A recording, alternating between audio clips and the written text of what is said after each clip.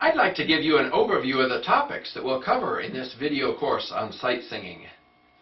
First, we assume that the student has absolutely no musical knowledge to start with. If you're an experienced musician, you may think that the first lessons are too easy. But stick with us. You'll soon get to lessons that will challenge you. We begin by talking about the major scale, the pattern of notes that are the basis for most of our music. We introduce the concept of whole steps and half steps to describe this pattern of notes, and we use the piano keyboard to help you visualize this pattern. One of the notes in the scale is considered to be central, the home note, as it were. We talk about this note, how to find it on the staff, and how to identify it by listening. Then we introduce the very simple rhythms that we will use in this course.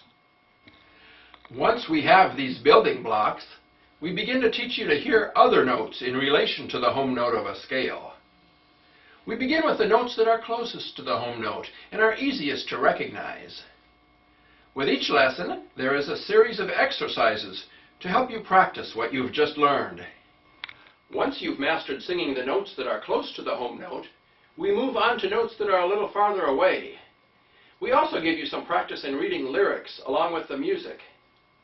At this point, we'll need to introduce a few new concepts. We'll talk about the octave and how to find notes that are an octave away. And we'll talk about how to find the home note based on the key signature in different situations. By this time, you will have learned how to sing all the notes in the scale when they appear on the sheet music. Now we begin learning about notes that are not in the scale pattern, notes called accidentals. We start with the easiest patterns of accidentals and go on to introduce techniques for learning to sing the trickier ones, all with plenty of chances to practice what you've learned. We finish the course by talking about two other situations that sometimes arise.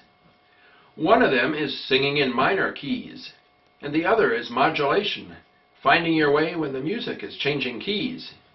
After you've worked your way through this course, you'll be able to sing the notes of any sheet music, whether it's a song or an instrumental part, whether it's an alto line or a bass line, and no matter what key or clef it's written in. At this point, if you already know rhythms, you'll be a skilled sight singer. Otherwise, your next step is probably to get started on our course of reading rhythms in order to make you into a complete sight singing master.